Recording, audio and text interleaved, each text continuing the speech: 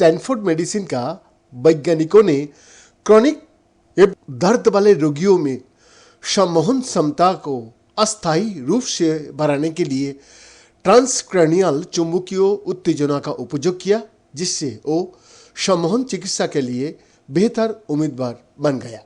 किसी को कितना गहराई तक सम्मोहित किया जा सकता है, जिसे संमोहनशीलता के रूप में माना जाता है, एक स्थिर लक्षण प्रतीत होता है जो पूरे वयस्कता में थोड़ा बदलता है, व्यक्तित्व और आईक्यू की तरह। जी, लेकिन अब पहली बार स्टैनफोर्ड मेडिसिन के शोधकर्ताओं ने सम्मोहनशीलता को अस्थायी रूप से बढ़ाने का एक तरीका प्रदर्शित किया है, संभावित रूप से अधिक लोगों को सम्मोहन आधारित चिकित्सा के लाभों तक पहुंचने की इजाजत देता है। नेचर मेंटल हेल्थ में 4 जनवरी को प्रकाशित नए अध्ययन में शोधकर्ताओं ने पाया कि मस्तिष्क की एक सटीक क्षेत्र को लक्षित करने वाली 2 मिनट से भी कम विद्युत उत्तेजना प्रतिभागियों की सम्मोहन क्षमता को लगभग 1 घंटा तक बढ़ा सकता है। हम जानता है कि सम्मोहन कई अलग अलग लक्षणों और विकारों के लिए एक प्रभावी उपचार है, विशेष रूप से दर्द में। मनोचिकित्सा में पोस्ट डॉक्टोरल विद्वान और अध्ययन के प्रमुख लेखक आफिक फरमान, जिन्होंने पीएचडी किया, उन्होंने कहा, या हम ये भी जानते हैं कि सम्मान से हर किसी को समान रूप से लाभ नहीं होता है।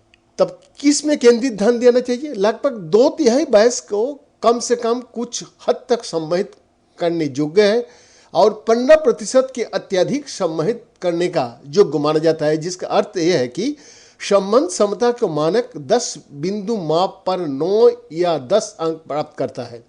मनोचिकित्सा और व्यवहार विज्ञान के प्रोफेसर और अध्ययन के वरिष्ठ लेखक डेविड स्मिगल एमडी ने कहा, सम्मोहन अत्यधिक ध्यान केंद्रित करने की स्थिति है और उच्च सम्मोहनशीलता सम्मोहन की उपयोग करने वाली तकनीकों के साथ आपके बेहतर प्रदर्शन करने की संभावनाओं को बेहतर बनाती है। मेडिसिन में जैक लुलू और सैम वॉल्सन प्रोफेसर स्विगल ने सम्मोहन चिकित्सा का अध्ययन करने और इसका उपयोग करके रोगियों को दर्द को नियंत्रण करने, तनाव कम करने, धूम्रपान रोकने और बहुत कुछ करने में मदद करने के लिए दशकों की समर्पित किया है वो लोगों का रिसर्च।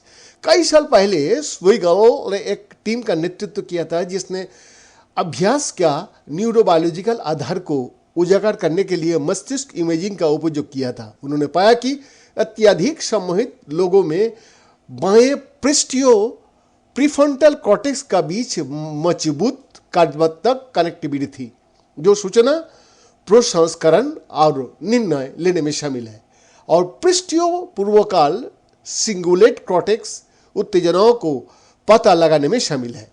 स्विगल ने कहा, इससे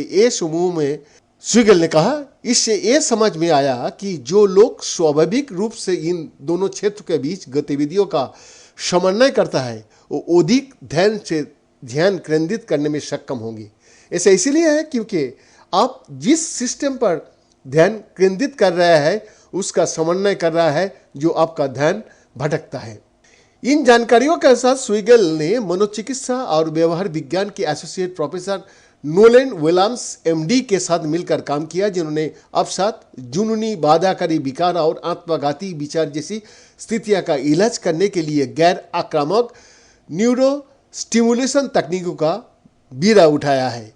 आशा यह है कि न्यूरो स्टिमुलेशन संवेदनशीलता जैसी स्थिर विशेषता का भी बदल सकता है।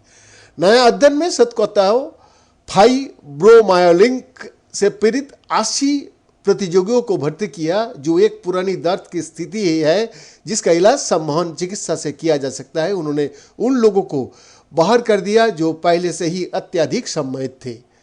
आधे प्रतियोगियों का ट्रांसक्रैनियल चुंबकीय उत्तेजना प्राप्त हुए, जिसमें खोपड़ी पर लगाए गए पैडल मस्तिष्क तक विद्युत तरंग पहुंचाते हैं।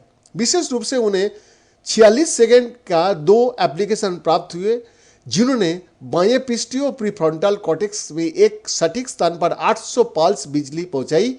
सटीक स्थान प्रत्येक व्यक्ति का मस्तिष्क की अनूठी संरचना और गतिविधि पर निर्भर करता है।